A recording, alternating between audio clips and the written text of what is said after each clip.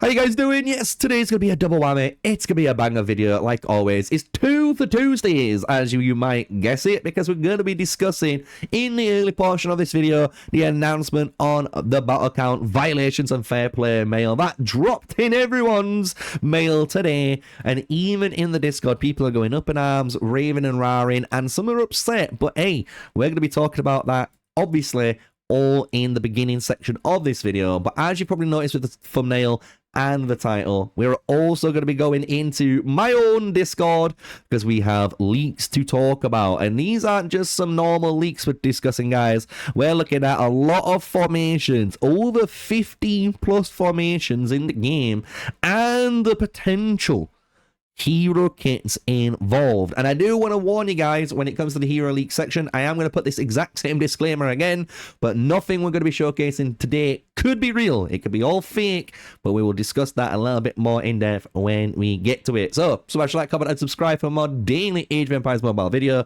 My name is MrSneakyy. I am honestly doing this every single day. I'm a degenerate, but you guys love it at the same time. So with that, let's get into the video. Let's start off with the real hot topic and the thing that I really want to talk about. That is the announcement, right? This announcement dropped in people's mails, and obviously they've given some rewards down here at the bottom, right? Nothing major, but it's something to get given. But what's more important is what this is setting an example for right now in the future, because obviously, as people know, the game's been out for a year now. We're in that second year. The PC edition is around the corner, so they really do want a fair play game, especially when it's opening up potentially to new players coming in. And what we see here is, what's hilarious is that the devs did do some investigations, and through the conduction of their investigations, some accounts, not all, obviously, and this is what I was trying to make a big emphasis in my video, not everyone was doing this, and the people that were playing correctly, good for you, but the people that were taking advantage of this and were engaging in unfair gameplay and bot operations that they had got caught, it seems, right? They have found multiple abnormal operations and bot-like behaviors that violated the announcement and the maintaining at fair gaming environment, which is so good. Honestly, I know some people are going to be upset, but look, fuck you, dude. If you're upset, you're probably the guy that got caught. You should not be using multiple accounts in the game to block TPs and to farm multiple like points to win an Empire event, because at the end of the day, you're cheating your own Empire because they think they've done the hard work, but you've just cheated like 100,000, 200 million, whatever you've done, points to make that win happen. And you've cheated the people that were actually actively playing the game. Like, you just cheated everyone else. So no matter how you try and spin it, you were the fucking problem, and it's those guys that are upset. So if you're upset about this, you got caught. Fuck you, from me to you and the entire community. And a big W to the devs. I don't care. We've had our differences. I think everyone knows we've all had our differences with the devs, but this is a fucking W, and it has to be. You can't hate on this, man. They have gone through and found violations of rules on certain accounts, and what's really clever is they've permanently banned some of those accounts, and then for any account utilizing the bugs or glitches using a third-party plugin or scripts like your BlueStacks multi-instances with BlueStacks bot scripts running, because I fucking know you guys were doing it. Don't try and bullshit me or the devs here or the community. We will take the corresponding measures. And this was really cool too, because if you're gonna keep doing this, you're gonna get caught as well, which includes confiscating illegally obtained profits, which might have been your points in these seasons. Also, if you were gaining a ton of resources or merits or whatever it was, which gave you items, they probably are going to be ripping those off your account too. But then banning accounts in accordance with the severity of the violation. So again, if you got banned, good riddance. You were fucking ruining the game. And if you are upset about it, guess what? This might not be the game for you. Play one account like everyone else. And get on with it, right? Now, when we see here, you can see, which is really nice, they understand the inconvenience this has caused for the violating accounts, but as a token of appreciation, we'll distribute following rewards to governors on all servers. So basically, every single person, I think, has gained these rewards. And again, these aren't huge rewards. They're not going to make an impact, but it's more of the fact that, look, they understand how bad the issue was. They've actually done their side now, and they're going, look, we understand this was a problem over the weekend, and obviously my video came out yesterday, as you guys know, which sparked so many views, and you guys saying the exact same thing as I was, like, this is just bullshit. Keep the game fair. Even if it's pay to win and the gap's massive, at least make it freaking fair, dude. Like, I don't care. Just do that at least. And they've done it. So, big W to the devs. I don't even care what you guys think. You can call me a paid actor if you want to call me a paid actor, but I can tell you right now, I am not contracted yet by Age of Empires Mobile. Maybe, who knows, at the end of the month, maybe in April, I might be.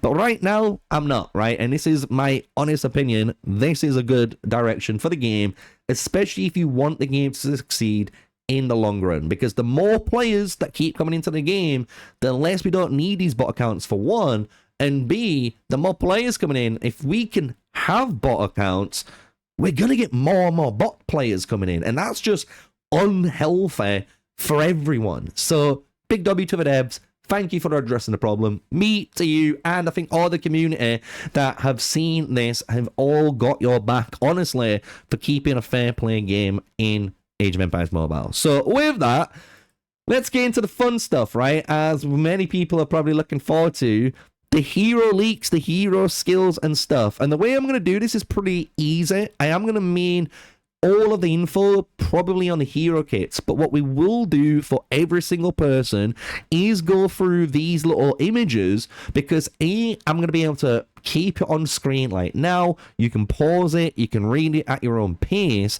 and then I can move on to the next one, and you can keep seeing how we can get through all of these really quickly.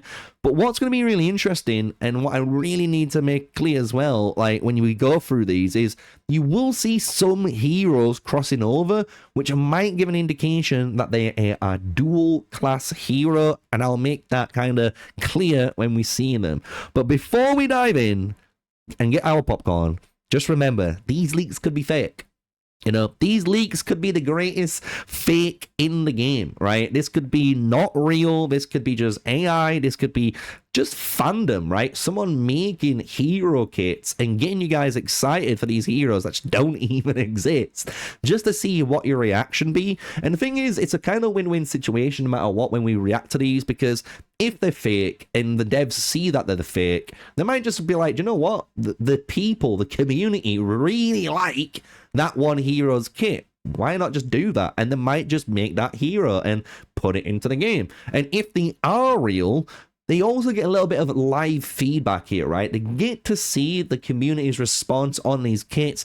Are they excited about them? Do they think they're an improvement on the current formations? And if they're not, obviously the devs will try and maybe make some, who knows, last minute tweaks to improve that hero, just to make them obviously more viable when they come out. So like I said, I think it's a win-win situation. Just remember, what we're seeing could be completely fake, nothing could be real, but these could be potentially hero leaks for Age of Empires Mobile. So with that, let's get into it. And the first one we've already seen, and you guys should know this, King Canute, Scipio, Africanus, and Cimon. We know about this leak since, I think, over December, right? We can scroll all the way up here into the community leaks where Roland even is, which is going to be one of the guys that you'll see in the video today. But you'll see where Scipio, Africanus is, and all of these guys. And if we go even higher up, here they are. And these are these guys back in game. October we had the leak of this image and even how the details work on them. So when we scroll to the present, boom, and just go obviously a little bit more up to it, this is no surprise. If you guys are wondering how these heroes work, I'll give you a quick rundown. You can read this here. But basically, King Canute does multiple instances of damage, and because he does multiple instances of damage, Cimon actually acts almost like Vlad does in the pikeman role, which is when Canute does damage, Cimon can deal some damage. It's like an additional damage extension on the march. And in Scipio, you guys know Scipio already, the absolute critical strike machine. So this is going to be a very powerful march, I honestly think, from just a single target alone, and probably a really good rally march as well, because of the single targeting of King Canute going into those 1v1s. It's actually very, very beneficial for him, right? The next one, as we saw as well, William Marshall, Timur, and Zhao. You guys should know, again, we talked about this quite a while ago, and this was the hero that we was talking about that could be potentially replacing Lubu, and I opened that discussion open with you guys, and I think even Sagam started to do it on his live streams about why would you replace Lubu? Wouldn't you not just be super greedy, as we like to be sometimes, and just run William, Lubu, Zhao Yun, and just go really balls to the wall and just see how much damage it can do compared to the Timur one? Who knows, right? But that's going to be obviously the William Marshalls. Now, this is where things are going to get kind of spicy. Lady Trieu, warrior, archer. And the thing is, keep an eye out again for some of these heroes, because they're going to be popping up again potentially later on. But you can see this is a hero that does second strike skill damage, activates an additional second strike skill when using her skills, but this is basically going onto the stacks of the hidden fury effect. Don't worry, we'll kind of showcase that later on. But again, if you want to read that properly, you can read that there. The next one is, I think, Confucius, I think his name is. So if I pronounced it right, W to me. If I'm not, hey, I'm uncultured, GG as well. But Ramses can enter the Holy Blessing estate, as we already know, and Zuliang gives him the good old attributes. But in the blurb here, Confucius continuously recovers units for the troop, almost like, you know, your Theodora does in the Archer lineup. She's there to do as much healing to keep you alive as possible, right? But she also, as a Confucius match, has the chance of triggering Ramses' signature active skill, meaning he also has a bit of Charlemagne in his kit. So he's healing and allowing that damage to come out from Ramses. This could be very, very powerful. I can't wait to see what his kit is, but there's Confucius in the Swordsman. Keep an eye out on that. Then we've got this match, which is Solon, and they got kind of shocker. We don't know if this is real or if this could be replaced by a shocker, as you can see, as a hero called Solon. But Solon can provide damage buffs, damage reduction, and conversion for your troops, balancing offense and defense. So it's going to be, again, really interesting seeing what that guy does. Moving into Roland, and this is one where people are going to be hyped. Many warrior pikeman players have been waiting for Roland, and you're going to see why, because Roland reduces the damage dealt by enemies, recovers units for your troops, providing continuous endurance in this little blurb. But again, when we get to those skills, you're gonna be hyped. But what is interesting is this. Gilgamesh, and we saw the videos of Gilgamesh, and here is supposed to be a warrior pikeman, and he's got a signature skill when taking normal attack skills, dealing damage to all engaged targets based on the damage taken. So again, gonna have to read what that does, but something that's really insane that Cyrus could have a replacement on his way too.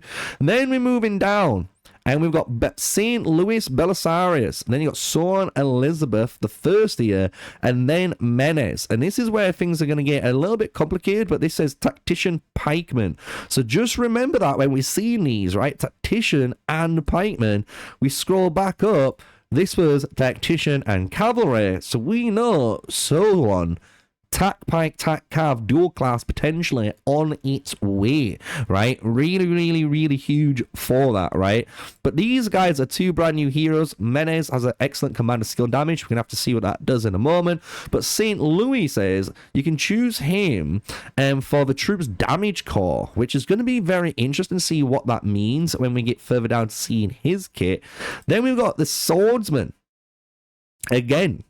But this one's really cool because we've got Confucius again, Charlemagne in this lineup, and then a new hero, Pierhurst. And Pierhurst here says, signature skill has a chance to activate again after use, creating a cyclical trigger effect. So it basically means it's going to go like this constantly.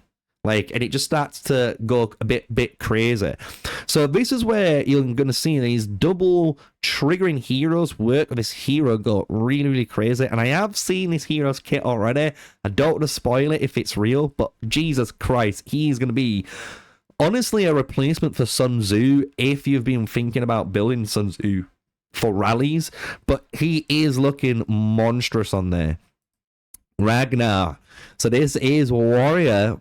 Not warrior, Marshall Pikeman, as we can see. Marshall Pikeman. And this is turn-based lineup. And Ragnar relies on his signature skill damage output, but he can also randomly trigger other heroes' signature turn-based skills. Pretty good, because that's kind of the thing that, again, if this is real, you know, turn-based Pikeman, biggest issue is the fact that they're just waiting on cooldowns constantly, and the fact that you can't obviously abuse cheesing out of cities with them without dropping your shield kind of makes them a little bit to use unless you're going to be in zone 1, then you've wandered all the way to the battlefield, and then you're in someone's city near the fight, and then you're doing it that way. That's so long-winded for players who are playing Marshall Pikeman that they just don't want to do that. They want to be in the fight, they want to cheese you, let them cheese you.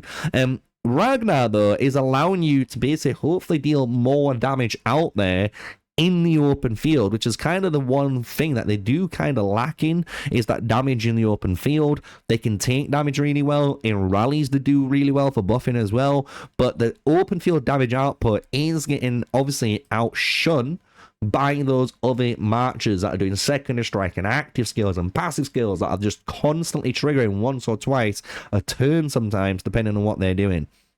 Next one, Judgment Swordsman, Confucius, Zhu Liang, and then a new hero, Romulus.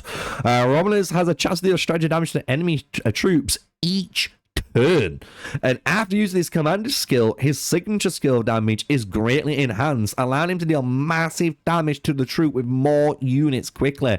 This sounds insane if this is true, but again, we're going to see that in a moment. But things that are going to catch you guys off guard is this: Confucius and St. Louis here, because this is debuff archers, and you can see that St. Louis and Confucius here are in the same lineup, meaning they're a tactician, swordsman, archer, which is cool.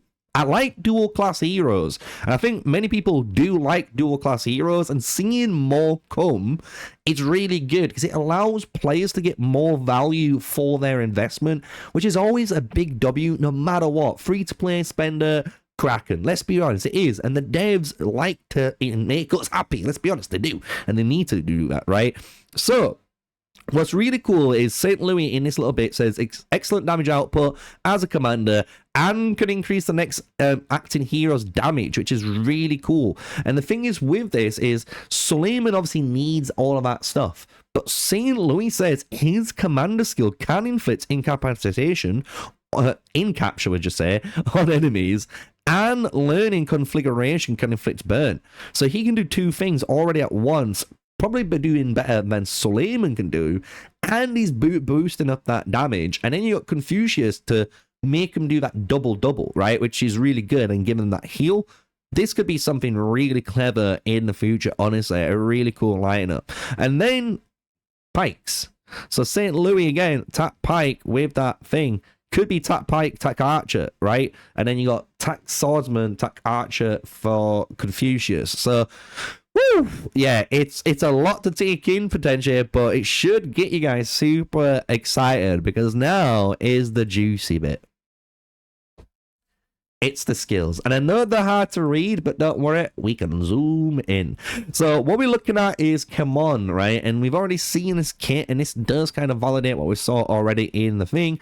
But his commander skill deals 1 instance of might damage to the primary troop, and then increases the might damage of the next hero's active signature skill. Don't worry about it, you're not going to be using that. He is going to be your second in command. So when it comes to signature skill here though, Delian League, after your commander's signature active skill deals might damage, Cimon has a percentage chance to immediately deal 1 instance of might damage to the target. During Cimon's turn, there is a 33% chance for your commander to immediately activate their signature active skill. There's a 33% chance to increase the commander's critical strike rate by so much and reduce your troops' damage taken by second strike skills for 6 seconds. And it says a 34, but I'm assuming that's going to be another 33% chance to deal 1 instance of might damage. So basically, what this is saying is when you're playing your Cimon, during your turn, I believe you're going to trigger only 1 of these 3 effects, but each one of these 3 effects are very powerful and synergizes, again, kind of with Cimon no matter what. Especially when you start to see what King Canute does, it makes sense, because this is going to allow you to, again, basically let the King Canute signature skill go off, and every time he does might damage, you have a chance here at the very top section to allow our Cimon to do damage. So moving on, let's see actually if we get to, I don't know if he put it in here. I'll just double check if he did. He should have put him in. Obviously our boy King Canute, but I don't, there he is. So King Canute, so if we look at King Canute next, so it's just a bit more incense so you guys can see what's happening. King Canute, big boy, warrior swordsman, says commander skill deals might damage to up to 3 enemy troops in a fan-shaped area, but you increase the hero's signature activation chance of his skills by a certain percentage chance for 3 seconds, right? That's really good. He's going to deal a nice bit of AoE, and he's making himself more consistent. And when we read his skill, and then you remember what we've just said about Cimon, it kind of makes sense. Deals might damage to an enemy troop once. If the enemy has no marks, you apply a mark to the enemy troop. If the enemy troop already has a mark or marks, clear the marks and additionally deal 3 instances of might damage to it, while increasing the hero's signature activation chance by a certain percent for 3 seconds.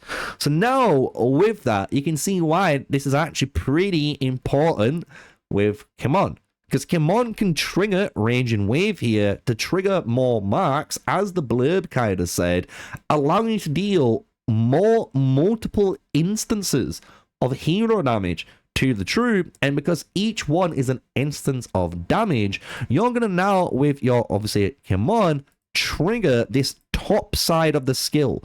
So the very top section where it says after your commander skill signature active skill deals might damage, Cimon has a percentage chance to deal 1 instance of damage.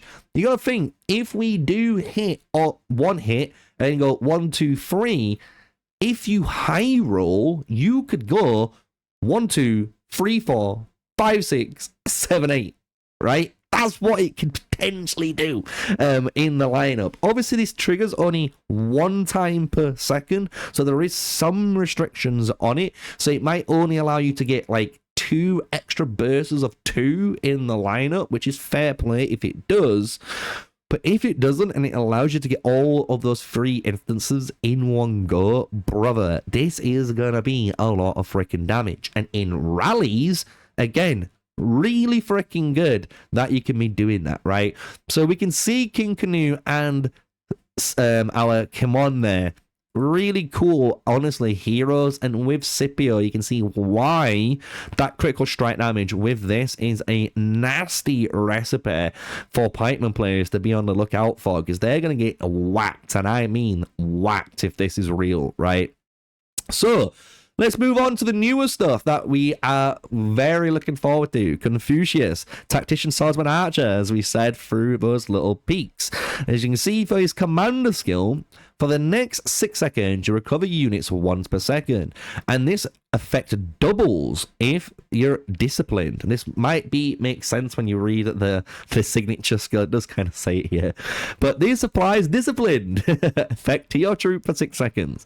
While disciplined is active, each time your troop takes skill damage, you recover units rate percentage with a strategy bonus on it up to 2 times per second, which is nuts.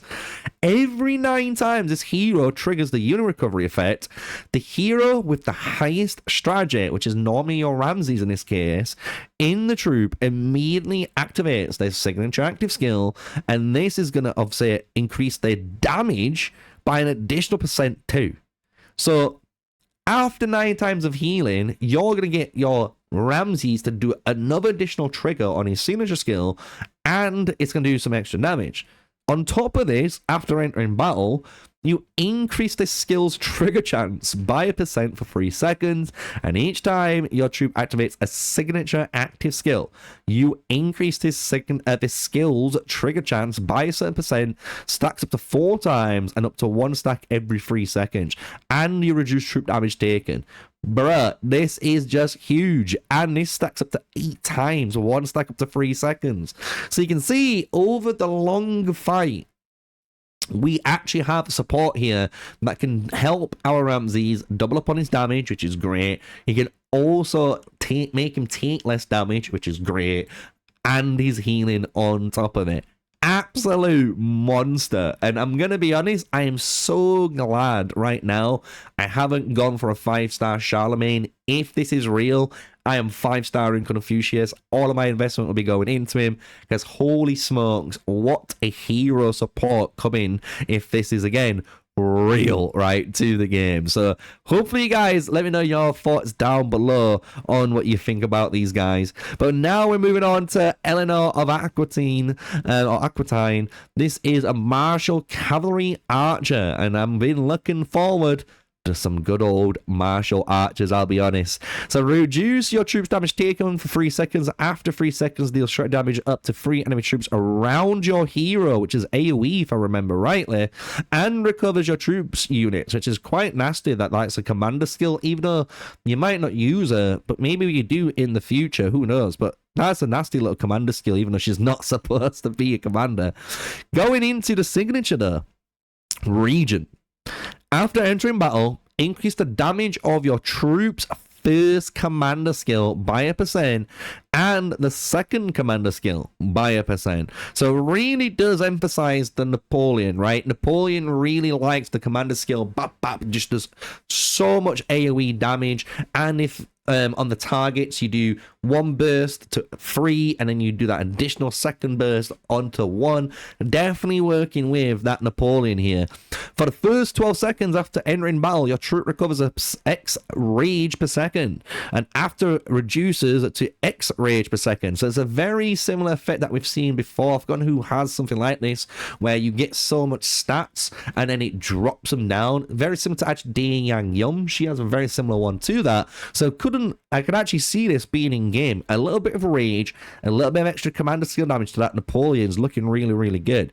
When your units fall below 80%, reduce the damage taken by 1%, love it. And that's got a strategy bonus, so that increases. And increase the commander's strategy by an X amount for 9 seconds. So now you're boosting the strategy stat of Napoleon to make him do even more damage. After recovers your units, this is a percentage rate with strategy bonus, so it can scale. They reduce the damage taken of your troops by 1% until the end of battle. When your units fall below 50%, recovers X rage and clears any silencers or slowdown effects. It's a full, basically, cleanse on mini utilities in the game, and it gives you a big rage to bang someone too. That's kind of cool. I'm gonna be honest, as an archer guy, and I've been saying this, Napoleon's a great hero. He just doesn't have the supports in the game to make him a phenomenal open field commander as people have been wanting. This might. It's a lot of stats, it's a lot of damage reduction, it's a really freaking good support to put on an archer that wants his commander skill to go off as much as he can, and when he does, he gets the payoffs. He does. Absolutely love this if this is real. Holy smokes, please be real. Please be real, because that is amazing, devs, if that is. Moving into Gilgamesh, the warrior pikeman that I did not expect to come. I'm going to be honest, Gilgamesh in many games that I've played is known as being like an archer unit, but he has the arsenal. He has the gates of fucking Babylon, boys. He can do anything, I guess. Who's saying he can't be the warrior pikeman, right? But let's see what this hero does. Deals might damage to up to 3 enemy troops in a fan-shaped area in front, and increases all of your heroes' passive skill damage by 1% for 9 seconds. So that is very nasty. So you got to think that is going to be boosting obviously his own damage output and your Vlad that you're going to be running in it, which is pretty damn cool on there. Obviously, I'm not expecting anyone to do any damage with like their Roland or maybe their Mansa Moose or Barbarossa that they're going to be running. But hey ho, if they do, you got some damage output extra. Now the signature, Breaking Destiny. When your troop takes normal attack or skill damage from heroes, there's a percentage chance to trigger a counterattack, dealing might damage to the attacker. Might bonus, so it scales, but this is once per second at most. Okay. Records damage taken by your troops for 18 seconds after entering battle. After 18 seconds, deal might damage to the enemy troops based on that damage taken, and it increases by a percentage for every 10,000 damage taken. Oh, whoa, what? Yeah. Each time your troop skill takes skill damage from the primary target, you increase your troop's passive skill damage and healing effects by a percentage up to 15 stacks.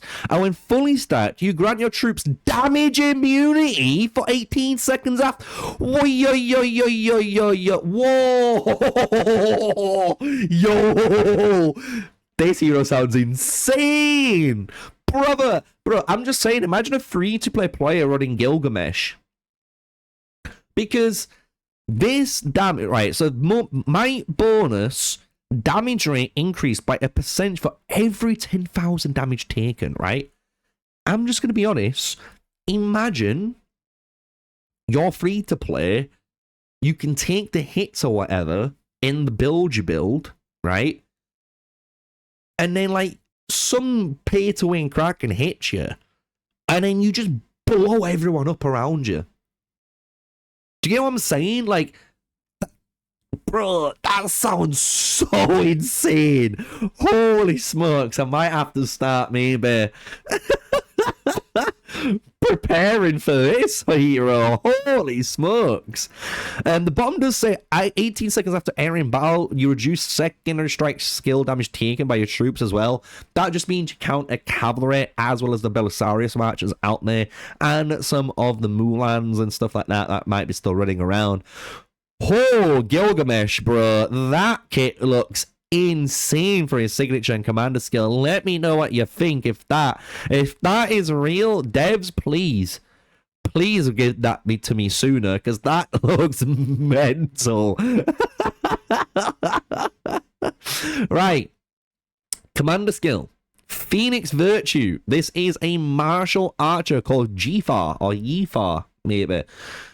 Deals strategy damage up to 2 enemy troops in a fan-shaped area in front, and increases your second-in-command strategy and armor by a percentage for 6 seconds. Not too bad. Okay, signature skill. Upon entering battle, your troops immediately gain 1 stack of loyalty that reduces the troop damage taken by 1% and increases the damage down. Oh, yeah, okay. This is up to 4 stacks, and it goes up with a strategy bonus here. Huge. Upon entering battle, grant your troops 3 stacks of the Sneakyy, I think it is, or Sneakyy, I think it's something like that, protection. When your troop takes damage exceeding a percentage amount of maximum troops, consume 1 protection and gain damage reduction against that instance of damage, recovers range, and gains 1 stack of loyalty. Oh yeah, I'm liking what I'm seeing here for the marshals.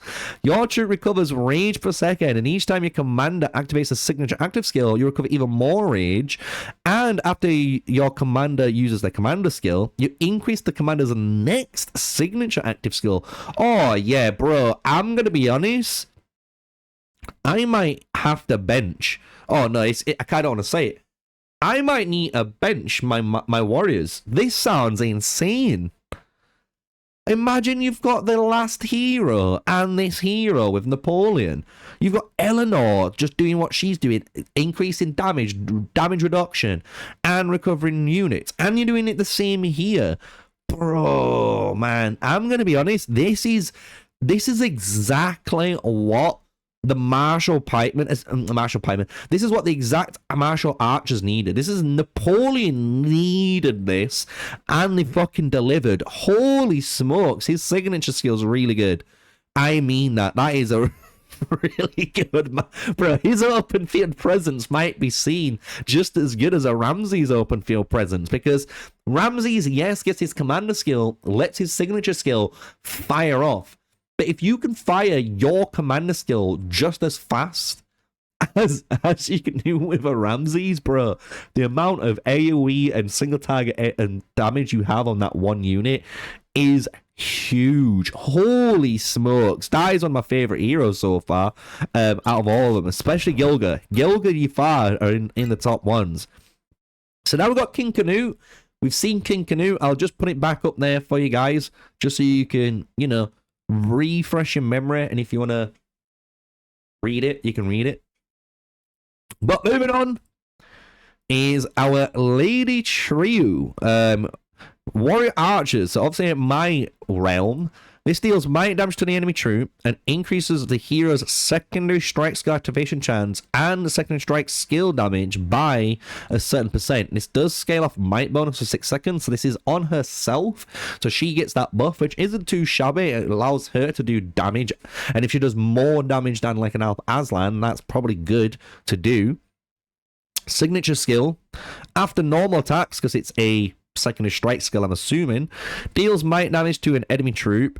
When activating secondary strike skills, there's a percentage chance to activate that skill an additional time and increase that skill damage by a percent. For every 3 secondary strike skills activated, you gain 1 stack of Hidden Fury, reducing the next skill damage taken by your troop up to 2 stacks. And upon entering battle, immediately gains 1 stack. Ooh, not too bad, actually. I'm liking this. Depends on what her customizable second strike skills are. This hero might be actually pretty good. This is what we've been wanting.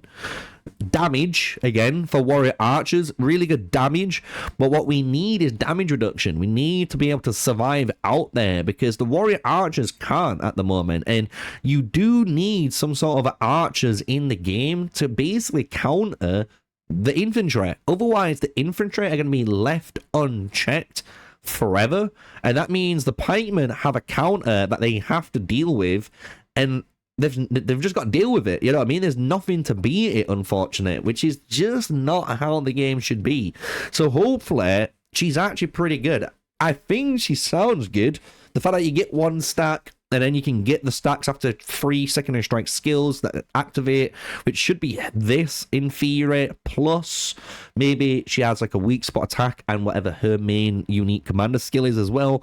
That could go off too, and that could really set this going and start firing off. So very interested, very interested. And I did say to you guys, I wasn't going to invest into a Bellevue as well, because I expected someone like this just to be a much better Bellevue, and I think she is. I think she really is as well. So this probably, as the, you know, image showed, you're going to run her, Mehmed, and that nasty Alp Aslan to do as much damage as possible for the kit. So quite huge.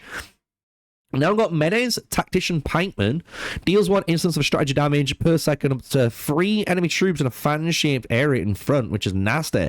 And for every 1% unit the target loses, you increase the damage rate by 1%. Ugh. And then you reduce the movement speed by an X. Ugh, that sounds nasty. I don't like that at all. The more damage I take, the more it deals. Menace damage. Okay, signature skill. Twin Crown Decree. Menace's damage increases by percent, and when Menace's activation customizable skills, excluding passives, or when an allied hero takes an additional action turn, so that means like a Belisarius doing a secondary strike skill, Menace gains 1 stack of marks, and upon reaching 3 marks, you consume them all and deal strategy damage to the enemy troop, while increasing the other hero's activation chance by, ooh, yeah, imagine you ran now this Menace with with Belisarius and Elizabeth, this is a lot of damage output and definitely what you want in that type of lineup compared to like a Day Yang Yum lineup, which is very, very interesting. When acting as a commander, you gain the King Authority effect. During Mena's turn, there is a percentage chance to grant one other hero an additional action per turn. Ooh. During which healing and buff effects are reduced, and then damage and dealt is reduced. So that means then if you are, that's very interesting then. That means could he give a second turn to an Elizabeth? And if she does, and she triple offensives and then triple offensives again, if she can, that would be disgusting if that would be available to her or something. You know what I mean? Like, I wonder how this is going to work. I really wonder how this is going to work. And the thing is, I hope the devs very soon bring in that improved battle report system so we can see what the hell matches are doing and interacting with each other, so we can see how this interacts, because this could be a very clever and OP ability that you can have. And they did suggest that this is going to be your main commander in the lineup, by the way, so just remember that. Here we go. Beerhurst, Tactician Swordsman. In this one, deal strategy damage to the enemy troop and increases your next signature activation chance by a percentage and damage. And this is actually, it doesn't sound much on paper because we're used to like AOEs and stuff, but for this hero it makes sense because I did read this one before just to give you guys a little bit of, you know, in understanding. But this is crazy.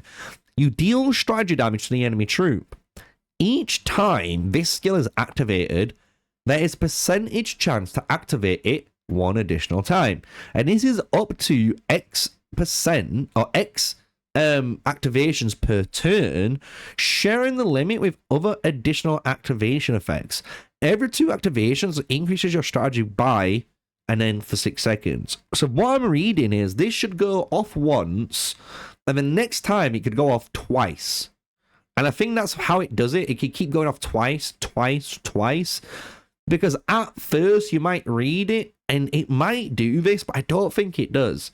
But I don't think it does once, twice, 3 times, 4 times, 5 times. I don't think it does that, only because of this sharing the limit with other additional activation effects.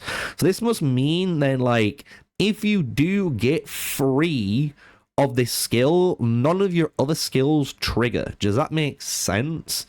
Because you can activate potentially 3 things in one go: your signature and your 2 customizable skills. And you can see this in example with like a Ramcam, right? Ramcam's signature can go off, recover, get that damage reduction, boost everyone up, which then can trigger maybe your tenacity, which heals as well afterwards, and then Peaceful Haven triggers as well. So that's 3 activations in that one go. So this might be where your limit does hit 3. And even if it does, bro, that means this every 2 activations is going off super fast. So pretty cool hero. And you can see why they kind of mentioned Charlemagne and that Confucius earlier on, because they can give you that additional trigger chance and give you more triggers. And if you can keep doing this, the more the trample is coming through on Pyher. So hell yeah, right? Last one of these groups, and I know it's been a long video, but hey, this is what you came to watch. Ragnar, Marshal Pikeman, deals 1 instance of might damage to the primary target in the troop, and in the hero's next signature skill will activate an additional time. And this could be very powerful. I don't think it might be a primary hero, but it could be, because if you put him primary, depending on what you're doing down here, could really do some funky combos in the game. So your signature says every 6 seconds, deal 1 instance of might damage. And after 3 seconds in battle, when activating this skill, there is a percentage chance for a random other hero in your troop to activate their signature turn-based skill. So this is going to allow your Ottos, your Julius Caesars, your, anyone, Ramcams, just to do their turn-based signature skill to buff up people, give attributes, or just deal a shit ton of damage, right? Every 6 signature turn-based skills your troop activates, though, increases this hero's might by an amount and the armor by an amount, and this stacks up to 3 times. And the hero's next signature skill will activate 2 times consecutively, with a second activation dealing a percentage additional damage.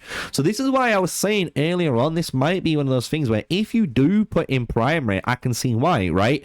Imagine you put in prime rate and you're basically trying to steroid off as fast as possible your auto to get the maximum amount of stacks on your tier open field to give them that damage boost and the damage reduction with a 5-star auto, and you're going to lose out obviously on the commander skill of auto being immune or whatever, but you might not need to go immune if you can deal damage and you can do it faster than needed to die. You know what I'm saying? Like, you might be able to get this off quicker, which is quite interesting. Again, the fact that this can again activate 3 times per turn is quite interesting, because we just talked about that with the last hero. So this must mean that that Pyhers can activate 3 of his signature skill, bang, bang, bang, bang, in one go, and that's the maximum limit, which is huge to find out for this. So Ragnar, holy fuck, I'm gonna be honest, if you're a martial pikeman, get heights, because he does seem fucking insanely good for you guys. But we're not done. We've got 5 other ones to finish off with. It's been a great video. This is what we're here for. This is why you come to the channel. Just to remind you guys, smash a like, comment, and subscribe to support the channel. And all of the things that we do here, which is obviously give you news, give you guides, bring entertainment, and obviously report on things like we have done in the beginning of the video, like the news with the devs. Now, Roland, and this is the one many people have been waiting on and excited for since the earliest of early announcements in October, November time when we saw him last year. He is a hero many people have been waiting on.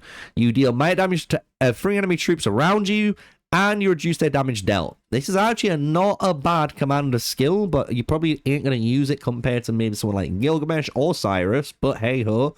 People are happy to try it, because I do think this is a very powerful one.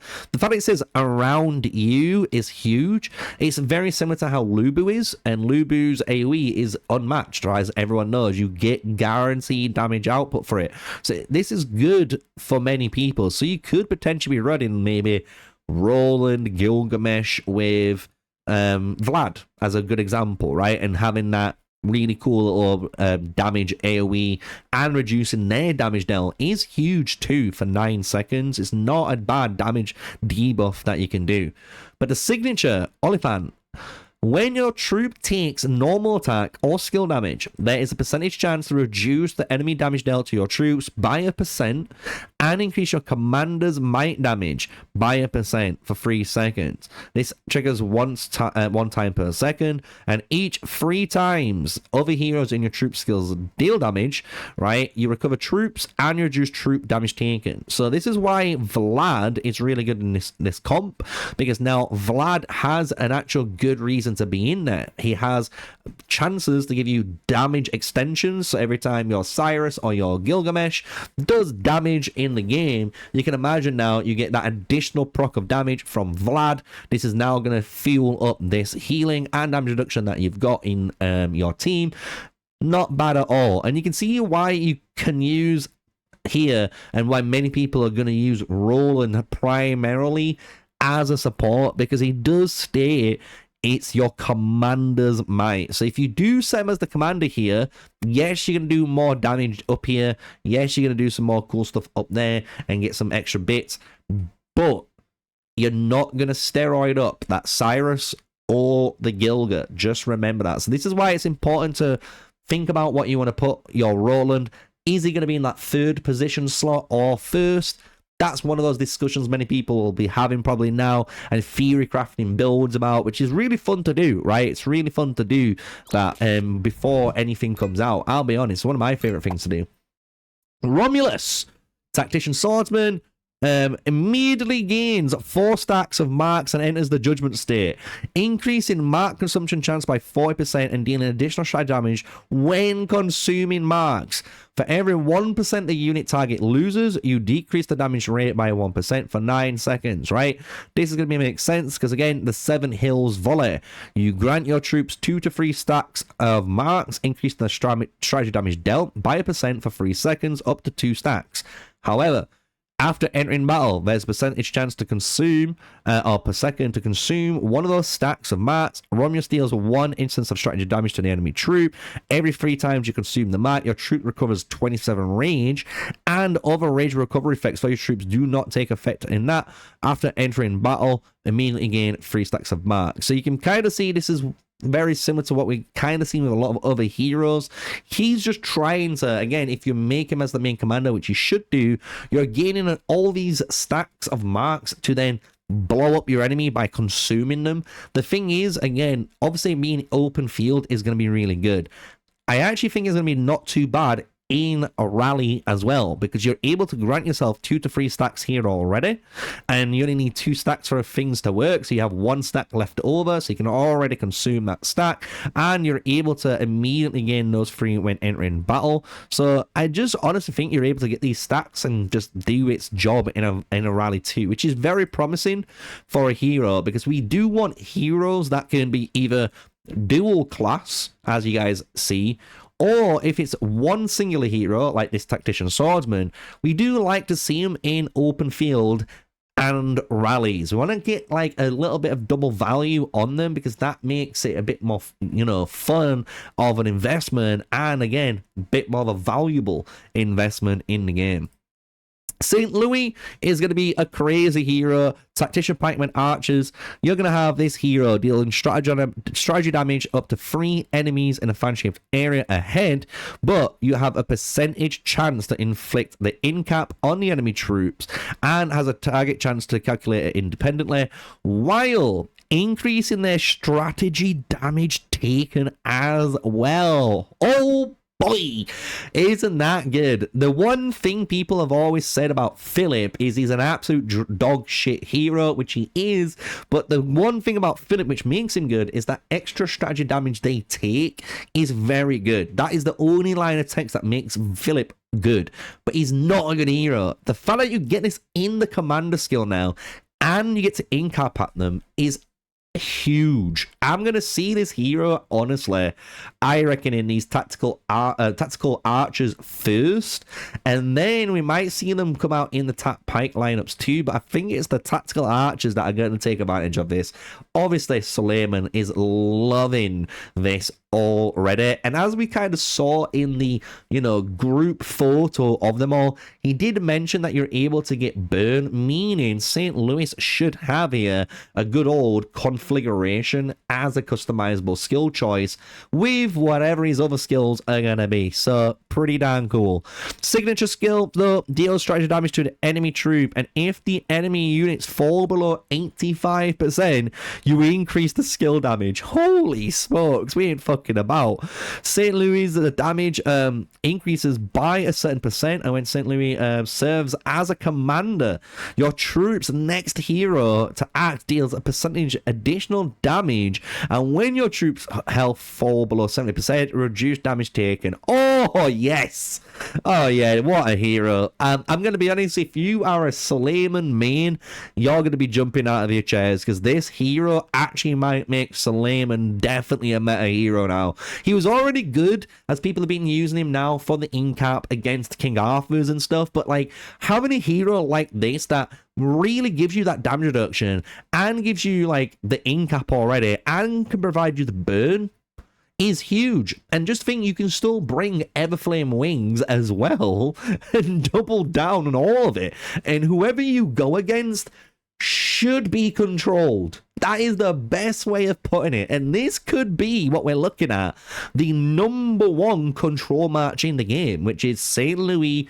Solomon, and whoever, Confucius, maybe a Zhu Liang, who knows, whatever people decide to roll is what they decide to roll. So Love it. Absolutely love it. Holy smokes. It's a good day to be a tactile archer player or pikeman. Is this the era of the archers? Who knows? Who knows? We got Solon, tactician cavalry pikeman. Reduce all enemy heroes' strategy attributes by 1%. Increase all of your heroes' strategy and attributes and reduce your troops' damage taken as well. So this is his commander skill. Not too bad, but people have seen obviously better ones by now. Signature skill though, Celestial Bounce. Trigger the following effects in order. Ooh. Ooh. Reduce your troops' damage taken by 1% for 9 seconds. Number 2. Increase the skill damage of other heroes in your troop by 1% and then ignores 1% of the enemy defense for 9 seconds. Both effects trigger immediately upon entering battle. Holy smokes. And then when both effects are active, your troop's damage dealt is converted to units. You just got a simulation basically added in. Holy smokes. For every 6 moves your troops takes, increase this skill's next activation chance until it successfully activates. Yeah, nah. That is a good skill again, and I think people are going to get really like that. Holy smokes. You're reducing damage, increasing your Belisarius and Hannibal's damage output, and they get to ignore defense now, which is huge.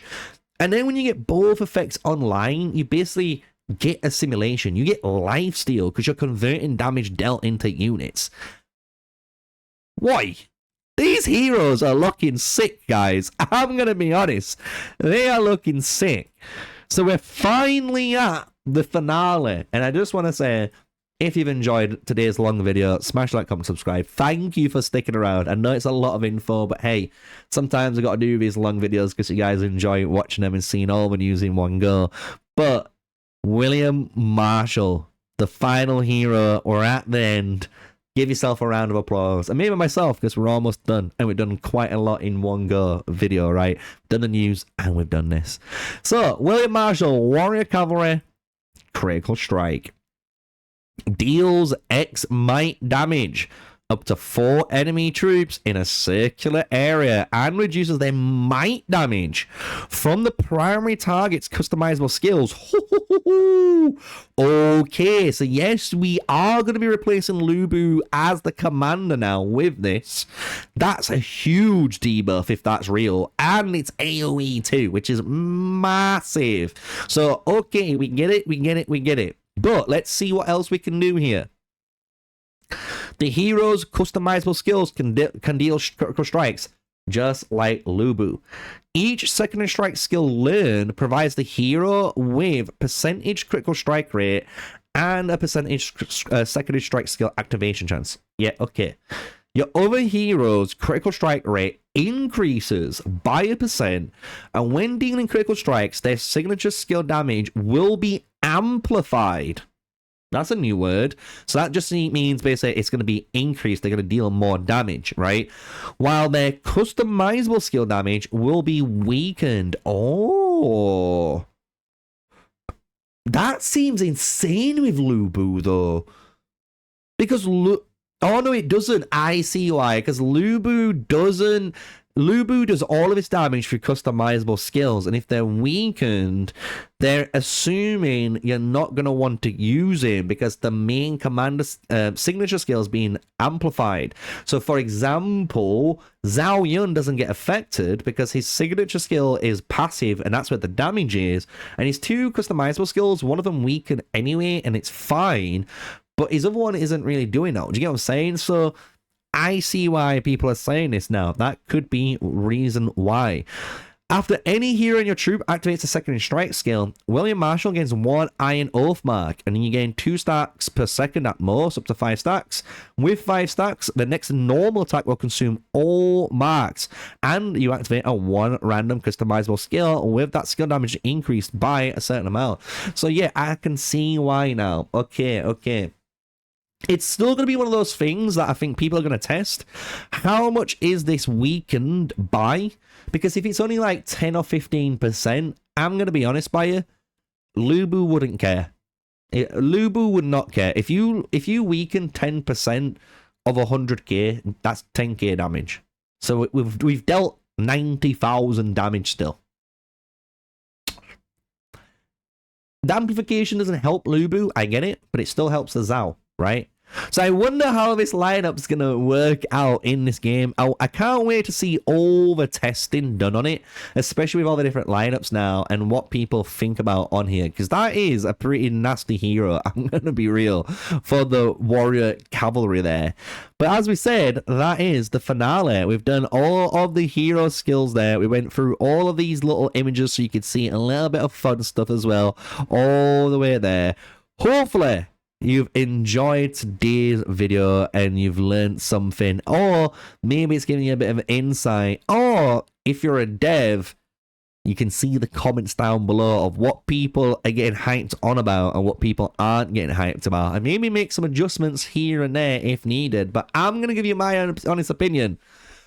If those leaks are real, I don't think there was a single bad commander.